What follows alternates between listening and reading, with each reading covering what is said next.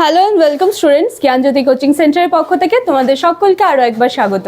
আমি ইয়াসমিন, আমি তোমাদের ইউনিভার্সিটির আন্ডারে এডুকেশন সাবজেক্টটি নিয়েই তোমাদের গাইড করার পড়ানোর চেষ্টা করছি। আশা করছি অল্প কিছু হলেও তোমরা আমার থেকে শিখতে পারছো।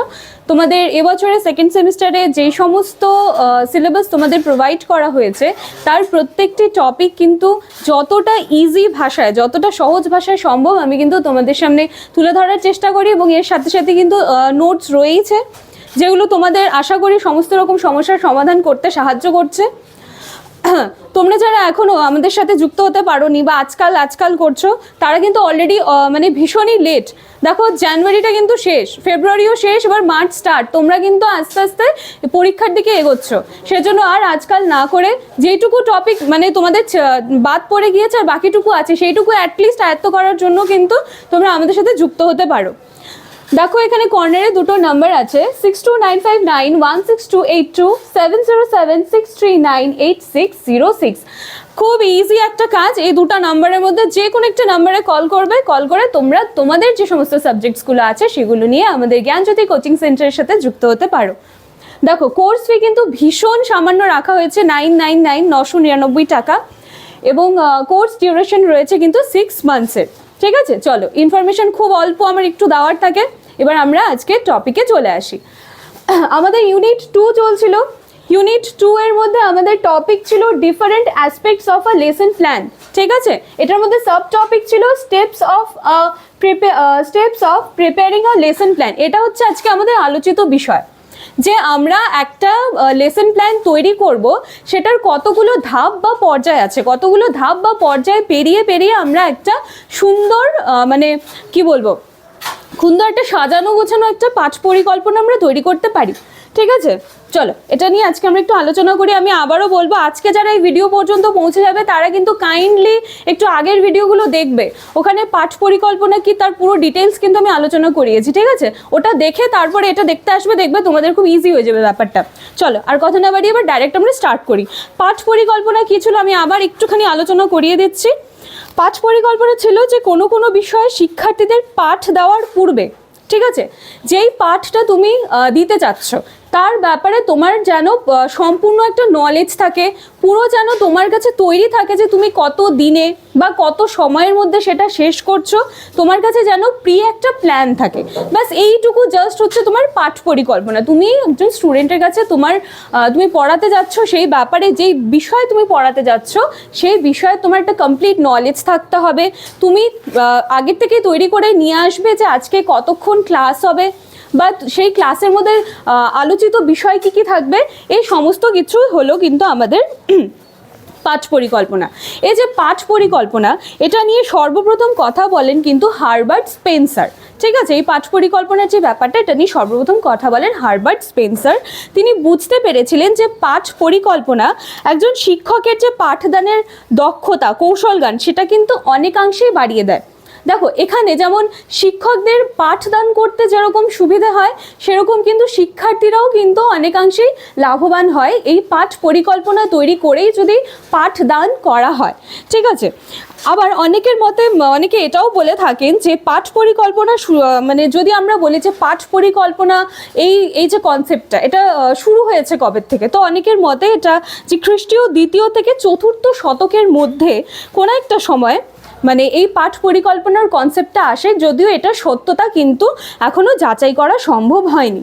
দেখো, এবার আমি এখানে 5টা স্টেপ লিখেছি। ঠিক আছে, এই 5টা স্টেপ কি, মানে এই 5টা স্টেপ, যে 5টা ধাপ আছে, এই ধাপে ধাপে গিয়েই কিন্তু আমরা একটা লেসন প্ল্যান প্রিপেয়ার করতে পারবো। তো চলো এবার একটা এগুলো আলোচনা করি। হ্যাঁ, দেখো, ফ্রেডরিক হারবার্ট উনি পাঠদানের ক্ষেত্রে এই 5টি স্টেপ বা এই 5টি ধাপ কিন্তু ফলো করতেন। ঠিক আছে, যার জন্য এই 5টি স্টেপকে কিন্তু হারবার্টস 5 স্টেপস অফ আ লেসন প্ল্যানও বলা হয়। এবার চলো আমরা এক এক করেই লেসন প্ল্যানের যে 5টা স্টেপস আছে এগুলো আলোচনা করি। সবার প্রথমে দেখো, দেখতে পাচ্ছ আশা করি, প্রস্তুতি, প্রিপারেশন। প্রথম স্টেপ হচ্ছে পাঠ পরিকল্পনার ফার্স্ট স্টেপ হচ্ছে প্রস্তুতি। প্রিপারেশন, এটা কি জিনিস বলছে? নতুন কিছু শিক্ষাদানের আগে সেই বিষয় সম্পর্কে শিক্ষার্থীদের শেখানো হয়েছে অথবা শিক্ষার্থীরা জানে এমন কিছুর সাথে সম্পর্ক স্থাপনের নাম হচ্ছে প্রস্তুতি। প্রস্তুতি পর্বে কার্যক্রমের মাধ্যমে শিক্ষার্থীদের পাঠের প্রতি কিন্তু আগ্রহী করার একটা প্রচেষ্টা করা হচ্ছে। মানে আমি একটা লেসন প্ল্যান বানাতে স্টার্ট করব, তো তার ফার্স্ট স্টেপ কি থাকবে? আমার প্রস্তুতি। তো এখানে কি বলা হয়েছে? যে শিক্ষার্থীরা জানে এরকম একটা জিনিস, ঠিক আছে, এরকম কিছুর সাথে সম্পর্ক স্থাপন করে আমি প্রথম যে স্টেপটা তৈরি করব সেটা হয়ে গেল আমার কি? প্রস্তুতি। এরপরে দ্বিতীয়টা আছে উপস্থাপন, ঠিক আছে। দ্বিতীয় স্টেপ আছে উপস্থাপন বা প্রেজেন্টেশন। এটা কি বলছে? প্রস্তুতি পর্বটা আমি কমপ্লিট করে ফেললাম, এরপরে প্রস্তুতি পর্বের পরে সাফল্যের সাথে প্রস্তুতি পর্বটা আমি সাকসেসফুলি শেষ করে দিলাম।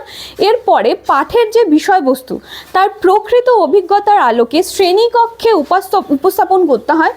এবার উপস্থাপন যদি প্রকৃত অভিজ্ঞতার আলোকে না হয় তাহলে কিন্তু সেখানে আবার শিক্ষণটা কার্যকর হবে না।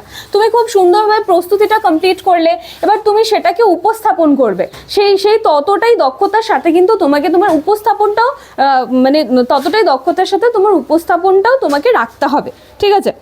এর পরবর্তীতে 3 নম্বর কি আছে দেখো, সংযোগ, অ্যাসোসিয়েশন। এই জিনিসটা কি?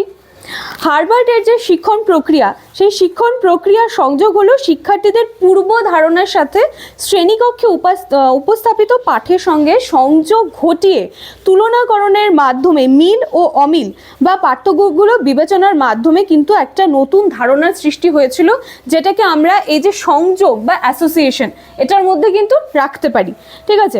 4 নম্বর দেখো, সাধারণীকরণ। আশা করি দেখতে পাচ্ছ ওখান থেকে। সাধারণীকরণ, দেখো এই জিনিসটা কি? পাঠদানের সাধারণীকরণ হলো কোনো একক শিখন অভিজ্ঞতা, ঠিক আছে, কোনো একটা একক শিখন অভিজ্ঞতা যেটা শ্রেণীকক্ষে শেখানো হয়েছে তা বাস্তব জীবনের একাধিক অভিজ্ঞতার সাথে এক দৃষ্টিকোণ থেকে দেখার একটা প্রক্রিয়া। এটা হয়ে গেল কি? সাধারণীকরণ। এবং লাস্ট ওয়ান হচ্ছে প্রয়োগ, অ্যাপ্লিকেশন। লাস্ট আছে আমাদের প্রয়োগ। এটা হচ্ছে শিক্ষাদান বা জ্ঞানদান পর্যন্ত সীমাবদ্ধ না রেখে শিখন যেটা আছে সেটা কিন্তু শিক্ষার্থীর যে সর্বাঙ্গীন বিকাশ, ঠিক আছে, বা শিক্ষার্থীর জীবনে কার্যকরী করতে কিন্তু এই তাৎক্ষণিক প্রয়োগ প্রক্রিয়াটা কিন্তু খুব গুরুত্বপূর্ণ একটা ভূমিকা রাখে। শিক্ষক যা কিছু শেখান সেটা যদি তাৎক্ষণিকভাবেই শিক্ষার্থীদের উপর আমরা প্রয়োগ করি তবে কিন্তু আমরা অনেকাংশেই লাভবান হব। তো দেখো খুব ইজি ছিল যে এই লেসন প্ল্যান তৈরি করার 5টা স্টেপস, কিন্তু এটার উপরে আমি নেক্সট দিন আবার একটা ক্লাস পাবে, এটার আরেকটু ডিটেলস আমি তোমাদেরকে বলে দেবো। তো আজকে আমাদের টপিক এটাই ছিল যে steps of a lesson plan. কার ছিল এই 5টা স্টেপস? দেখো হার্ভার্ডসের, ঠিক আছে, Herbart's 5 steps of lesson plan. তার মধ্যে 5টা স্টেপ চলে আসলো: প্রস্তুতি, উপস্থাপন, সংযোগ, সাধারণীকরণ, প্রয়োগ, ঠিক আছে। তোমরা একটু ভিডিওটা দেখে নেবে আর আগের দিনের ভিডিওগুলো দেখে নেবে। পাঠ পরিকল্পনা কি, সেটার অ্যাডভান্টেজ সমস্ত কিছু আমি আলোচনা করিয়ে দিয়েছি। তো এটার এই প্রিপেয়ারিং অফ লেসন প্ল্যানের উপরে কিন্তু আরেকটা ক্লাস কিন্তু তোমরা পাবে, ঠিক আছে। চলো আজকের ভিডিওটা এটুকুই থাকলো। ভিডিওটা ভালো লাগলে লাইক, কমেন্ট, শেয়ার, সাবস্ক্রাইব করতে ভুলবে না আমাদের জ্ঞানজ্যোতি কোচিং সেন্টারের নীলস নিভা চ্যানেলকে। Thank you.